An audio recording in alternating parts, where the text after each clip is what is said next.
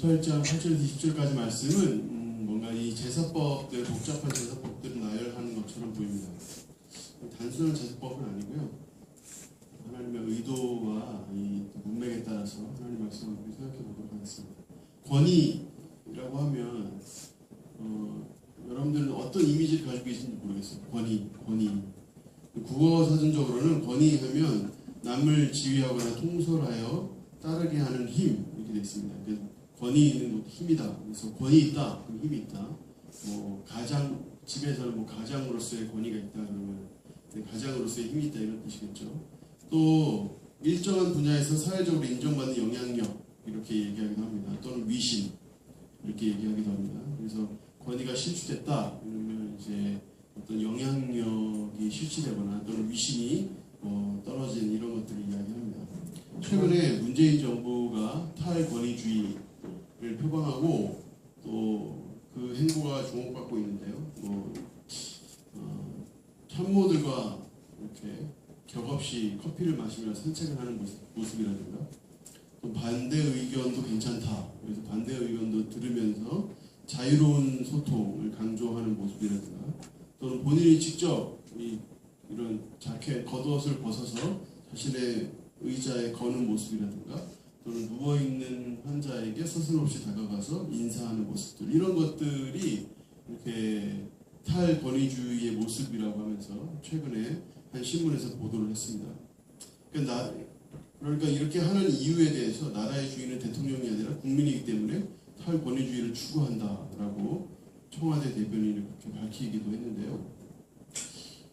저는 이 기사를 보면서 도대체 이전에 대통령은 어떻게 했길래 이런 것이 이렇게 탈권위주의로 자기 옷 걸어서 자기 옷 벗어가지고 자기 의자에 거는 게 탈권위주의라고 그래서 참 이상하다 이런 생각을 하면서 우리 김영환 목사님 같은 분 대통령을 믿으면 완전히 권위 같은 것들은 다 탈권위주의 이런 것들은 완전히 탑하지 않겠나 이런 생각도 하면서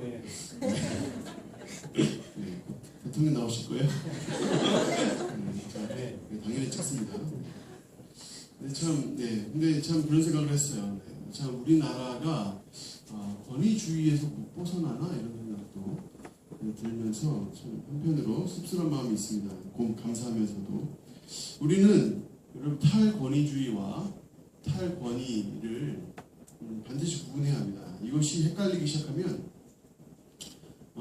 나라가 바로 설 수 없겠죠. 그러니까 탈권위주의를 한다면 그것이 권위를 세우는 방향으로 가야지 권위까지 떨어뜨리는 방향으로 가면 어떻게 세상이 제대로 서겠어요. 이 두 가지를 반드시 구분해야 하는 것 같아요. 예를 들어서 학교에서 선생님의 권위가 떨어지면 이 학교가 어떻게 되겠습니까? 학생들이 배울 게 없겠죠.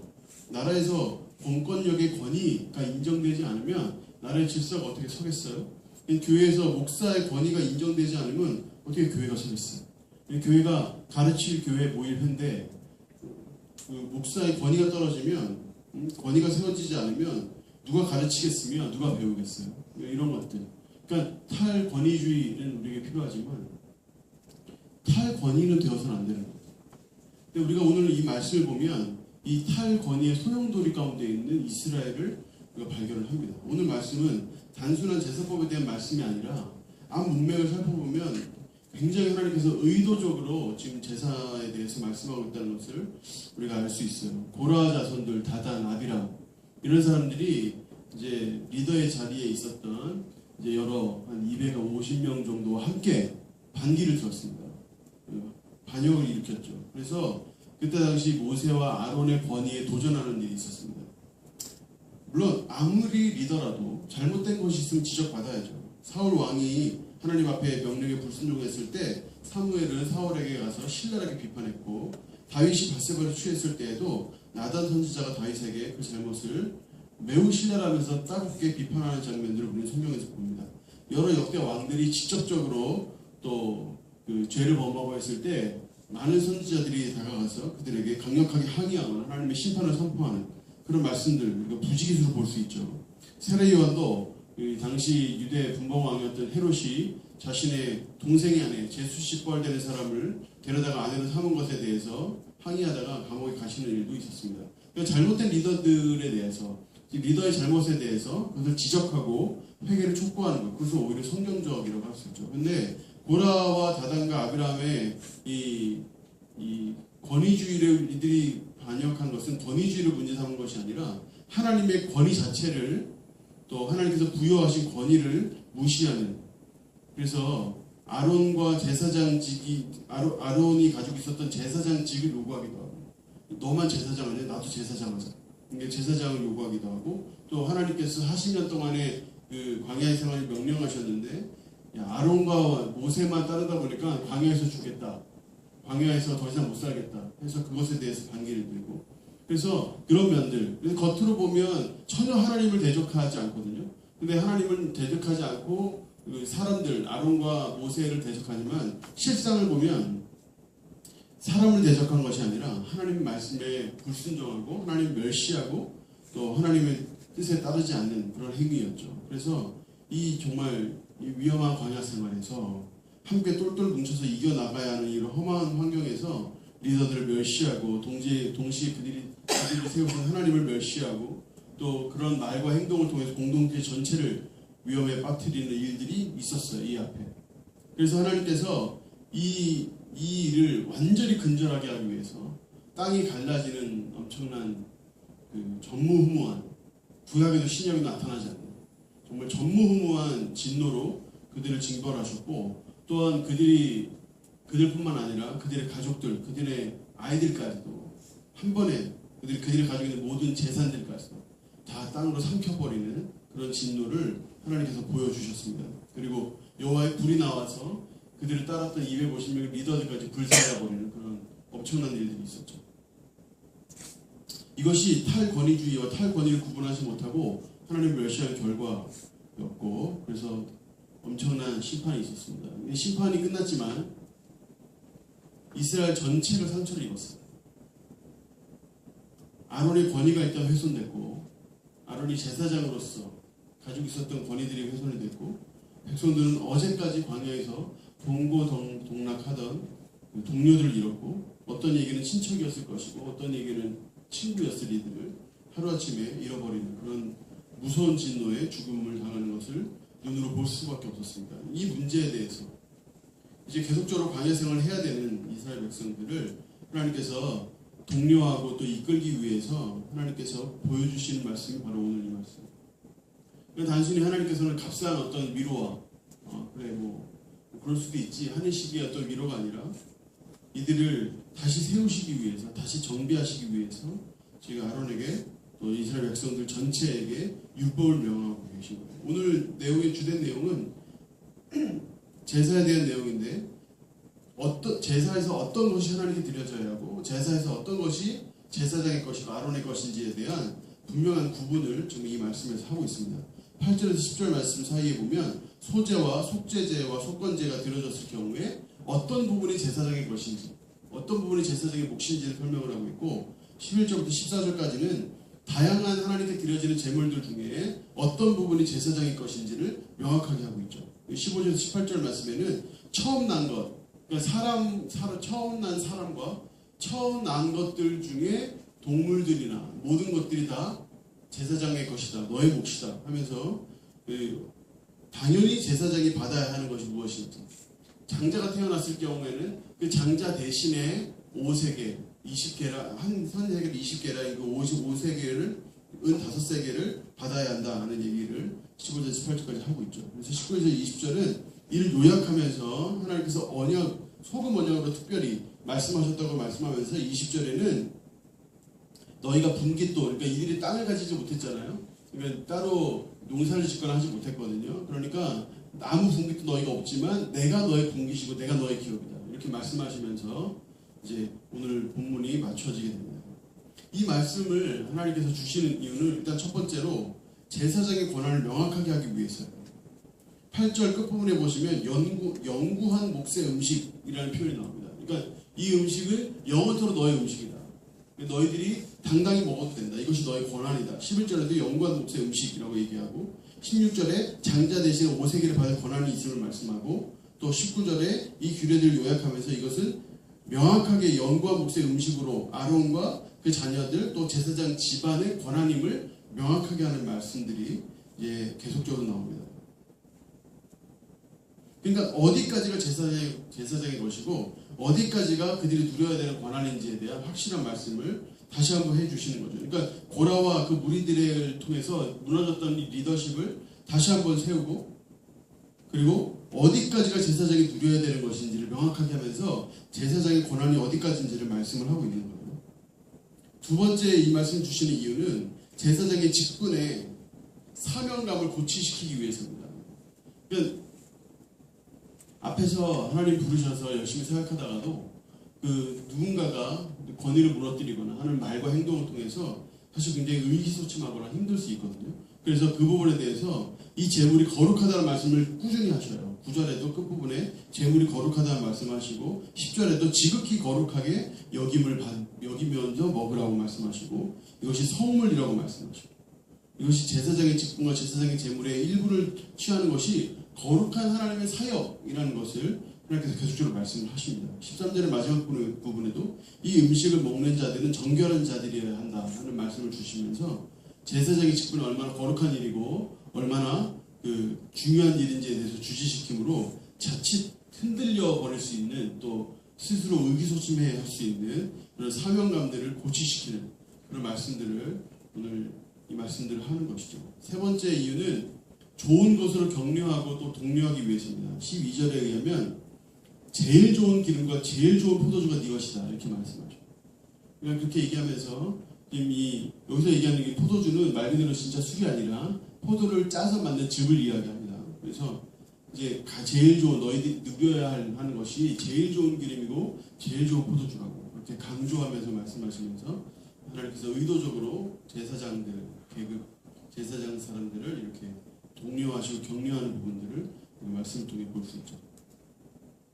그러니까 우리가 이 말씀을 통해서 하나님께서 제사장에 대한 규례 또는 제사장이 누려야 되는 권한들 이런 규례들을 쭉 나열하면서 그 권한이 회중들 앞에서 확실하게 하고 사람들 앞에서 이 권한이 당연히 제사장이 누려야 될 권한이고 너희가 해야 될 의무다 그걸 확실하게 하고 또 제사장의 권위가 서야 공동체가 바로 설 수 있고 또 광야에서 또 이 힘든 이런 상황에서 똘똘 뭉쳐 이겨나갈 수 있기 때문에 그 리더십을 세우고 권위를 세우는 말씀들을 쭉 하십니다. 우리도 가끔 우리가 가진 권한들을 위협받습니다. 우리 세상 속에서 우리가 하나님을 믿는 자로서 살아가는데 그런 살아가면서 우리가 꾸준히 하나님의 자녀로서 살아가면서도 꾸준히 우리가 이 권위를 훼손합니다. 세상 사람들 우리가 간혹 하나님의 자녀로서 살아가는 것에 대해서 무시하거나 또는 훼손하죠. 우리가 세상 속에 살아가면서 또 우리 스스로 하나님의 자녀로서의 거룩함을 훼손당하기도 하죠. 또 우리가 간혹 또 십자가에 대한 믿음도 훼손당하기도 해요. 세상을 살아가다 보면 나도 모르는 사이에 또는 너무나 대놓고 그렇게 우리의 권한이 훼손당하거나 또는 우리의 믿음이 상처받은 일들이 우리에게 있죠. 그러나 우리가 그때 기억해야 될 것은 하나님께서 우리에게 주신 확실한 권한이 무엇인가. 우리의 권위는 사람으로부터 오는 게 아니라 하나님부터 오는 것이기 때문에 우리가 가지고 있는 이 권위와 또 권한이 무엇인지를 확실하게 하는 것이 우리에게 중요합니다. 요한복음 1장 12절에 영접하는 자 곧 그 이름을 믿는 자들에게 하나님의 자녀가 되는 권세를 주셨다고 했죠. 우리가 하나님의 자녀가 되는 권세를 받은 사람들이죠. 그러면서 그 아들 안에서 우리가 속량과 죄사함을 얻었다라고 골로새서 1장 14절에 말씀하고 또 20장 23절에는 어디까지 얘기하냐면 너희가 누구의 죄든지 사하면 사해질 것이요 누구의 죄든지 그대로 두면 그대로 있으리라 라고까지 말씀하셨어요. 그러니까 우리가 죄 용서 받았다는 사실뿐만 아니라 우리가 죄를 용서할 수 있는 권한까지도 우리에게 주셨다는 것을 우리가 말씀을 통해 알 수 있죠.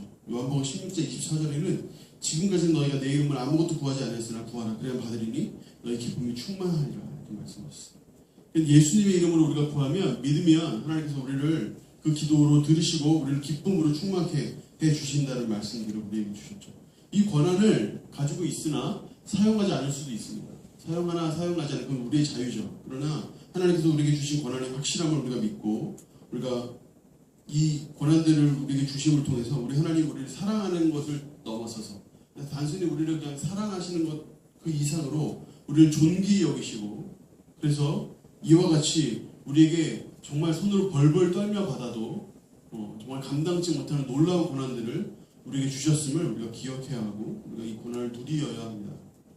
또 우리에게 주신 사명들이 있죠. 우리가 끊임없이 말씀들을 통해서 하나님께서 우리의 사명들을 고치시킴을 우리가 알 수 있어요. 마태복음 5장 48절에 그러므로 하늘에 계신 너희 아버지의 온전하심과 같이 너희도 온전하라 라고 우리에게 명령하셨고 말씀하셨어요. 우리는 하나님 앞에 최선을 다하여 온전해야 하고 거룩한 삶을 살아야 하죠. 사도행전 1장 8절에 오직 성령이 너희에게 임하신 너희가 권능을 받고 예루살렘과 온 유대와 사마리아 땅끝까지 이르러 내 증인이되리라 이렇게 말씀하셨죠. 성령께서 우리에게 임하심을 통해서 우리가 증인이 되어야 하고 또 그와 같은 사명을 우리에게 주셨어요. 갈라디아서 3장 27절에 누구든지 그리스도와 합하기 위하여 세례를 받은 자는 그리스도로 옷 입었느니라 이렇게 말씀하셨어요. 그리스도의 옷을 입고 예수님처럼 살아가야 하는 사명을 우리에게 주셨죠. 우리가 이 말씀 중에 단 하나도 우리가 모르는 말씀이 없죠. 우리가 다 아는 말씀이고 우리가 혹 암송하는 말씀들도 꽤 있을 거예요. 그럼 우리가 이 사명감에 우리가 고치돼서 사는가 아닌가는 또 우리에게 달려있기도 합니다. 갈라디아서 3장 27절에는 베드로전서 5장 7절에는 너희 염려를 다 주께 맡기라 이는 그가 너희를 돌보심이라 이렇게 말씀하셨고 또 누가복음 12장 22절에는 내가 너에게 이르노니 너희 목숨을 위하여 무엇을 먹을까 몸을 위하여 무엇을 입을까 염려하지 말라.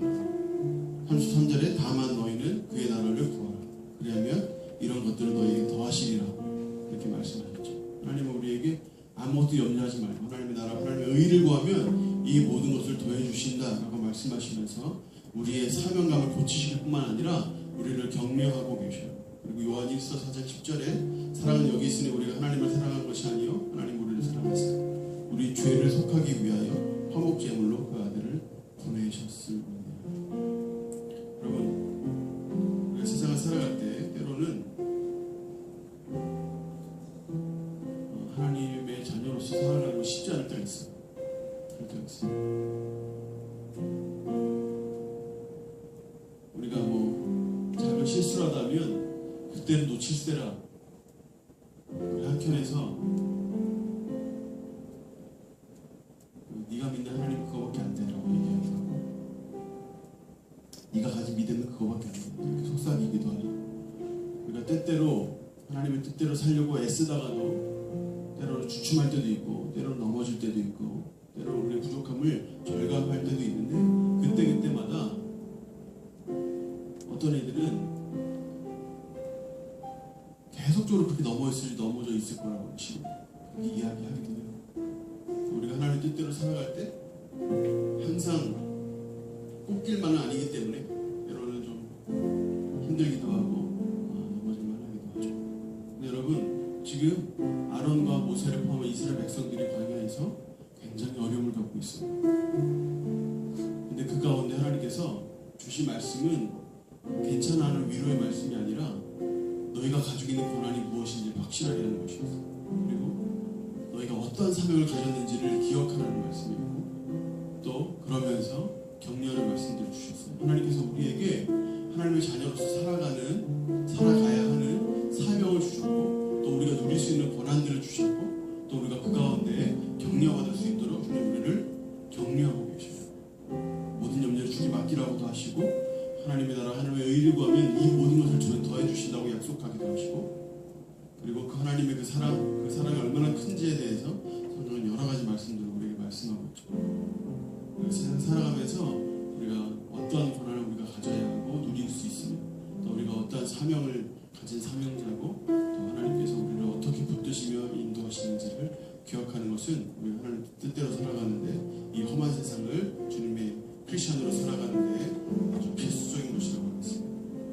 우리가 지금 같이 한번 기도할 때 세상에 아무리 우리를 넘어뜨리려고 하고 아무리 우리의 권위를 실추시키는 여러 가지 환경들과 또 여러 가지 속삭임으로 우리를 넘어뜨리게 한다 하더라도 우리에게 주신 하나님의 권한 또 사명감 또 십자가를 통해 보여주신 그 하나님의 놀라운 격려와 사랑 염려하지 말고 오로지 주님만 의지하게 하는 우리 인생 되게 하여 주시옵소서. 우리 같이 한번 말씀 의지하여 같이 기도하겠습니다. 기도하겠습니다. 하나님 아버지 시간 간절히 주님을 바라고 하나님 우리가 세상 속에 살아가면서 넘어질 수 있고 아파할 수 있고 쓰러질 수 있고 그 가운데 혹 의기소침하거나 또 고통받을 수 있다 하더라도 우리가 말씀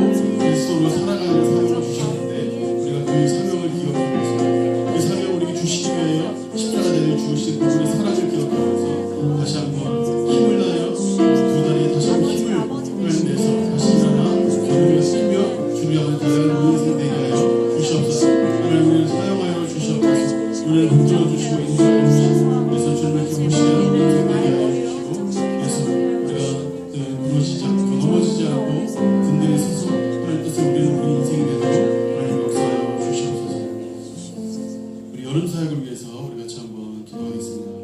우리 영국 단기선교 이제 곧 귀국하게 되는데요. 끝까지 기도해 주시고 그 외에 국내 기초교회 섬김팀들이 열심히 준비를 하고 있고 또 인도 단기선교팀도 이제 7월 말에 떠나기 위해서 열심히 준비를 하고 있습니다. 위해서 우리 여름 사역을 통하여 우리가 가는 곳마다 주의 복음이 잘 전달될 뿐만 아니라 또 우리 스스로에게도 큰 은혜와 성장이 있을 수 있도록 인도해 달라고 우리 여름 사역을